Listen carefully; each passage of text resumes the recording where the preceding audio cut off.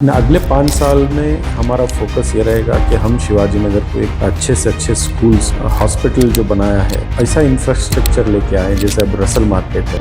Drugs की तरफ नौजवान जा रहा है। शिवाजी नगर दूसरे मोहल्लों से परे नहीं है। जो दूसरे मोहल्ले में जो परेशानी है, जो बुराइयाँ जो भी है, वो हमारे मोहल्ले में होती है।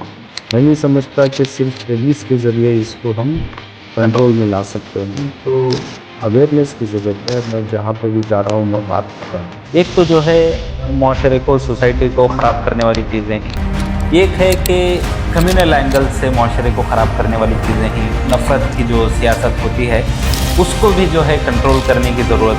समाज को बांट दें हिंदू और मुसलमान में, और इस बंटवारे का फ़ायदा हम सियासी तौर पर उठाएं। गणेशा की जो यात्रा निकली, अलग अलग जगह पर जो है दंगे के माहौल, दावनगिरी से भी खबरें आई। रियासत में कांग्रेस हुकूमत है, बीजेपी और आरएसएस का सीधी स्ट्रैटेजी है। हमेशा वो टेंशन वाला माहौल, तनाव वाला माहौल बनाकर रखना चाहते हैं, और अपने लोगों को हर जगह उन्होंने प्लांट कर दिया है।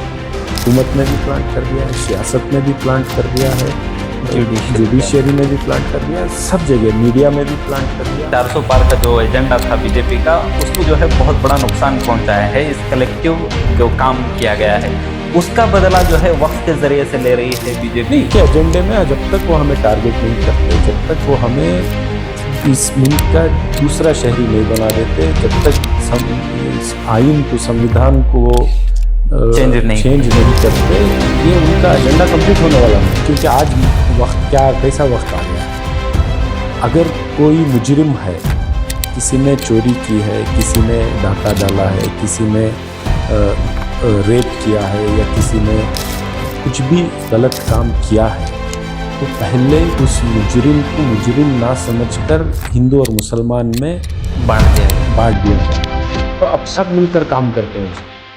तो ये सिर्फ अक़लियतों के ऊपर या मुसलमानों की तरफ नहीं, इस मुल्क के ऊपर नहीं।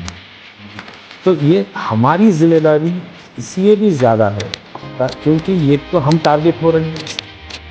दूसरा, मुसलमानों के जो जायदाद, जो हमारे आबा व अजदाद ने इस कौम की भलाई के लिए जिस भी मकसद को आगे रखकर उन्होंने वक्फ किया है, इसको ख़त्म करने की एक बहुत बड़ी साजिश है। ये वक्फ तरमीम बिल जो है, ये एक आरएसएस का एजेंडा है, संघ परिवार का एजेंडा है। जैसा हमें वो तालीम और तरबियत से दूर रखना चाहते हैं, जैसा हमें तरक्की से दूर रखना चाहते हैं, माशी ताकत से माशी तौर पर कमज़ोर करना चाहते हैं। 98% मुस्लिम लोगों ने जो है कांग्रेस को वोट दे करके जो मौका है, इक़्तिदार का मौका दिया है। तो कांग्रेस आज जो इक़्तिदार में है, तो क्या वजह है कि आज तक टू रिजर्वेशन को कायम नहीं किया गया? एक सर्कुलर था जो अब नहीं है, और ये तमाम वादे जो है कांग्रेस ने इलेक्शन से पहले किए थे कि पूरे किए जाएंगे। मुड़ा केस को लेकर के रेजिग्नेशन की भी बात सामने आ रही है। 40 साल से वो पब्लिक लाइफ में हैं, और उनकी ईमानदारी पर किसी को शक नहीं हुआ। अभी मैंने शिवाजी नगर के अंदर 2 बड़े शादी घर का काम शुरू किया। हम जो गर्ल्स के कॉलेज बना रहे हैं, लड़कियों को पीजी तक हुकूमत फ्री पढ़ाती है। हमारे लोग भेजते नहीं। यहाँ से महारानी कॉलेज तक नहीं भेजते। वहाँ पे हम लोगों को बैठकर फैसला लेना चाहिए, जायज़ा लेना चाहिए। आपके मसाजिदों को आप उसको सेंटर बना करके, जिनके बच्चे हैं उनके वालिदैन की जिम्मेदारी नहीं है, ये पूरे माशरे की जिम्मेदारी है। कोशिशें मैंने 2 बार पार्लियामेंट करा, उसमें मैं नाकाम रहा। पता नहीं अल्लाह को क्या मंजूर था, मुझे नहीं मालूम। क्या वजह है कि बेंगलुरु सेंट्रल में कांग्रेस जीतती नहीं? बहुत सारी सियासी वजूहत हैं, हमारे अंदर की भी कमजोरियाँ हैं। जो आज हमारे हालात हैं, बहुत पेचीदे हालात हैं। इसमें सुलझी हुई क़यादत की बहुत ज़रूरत है।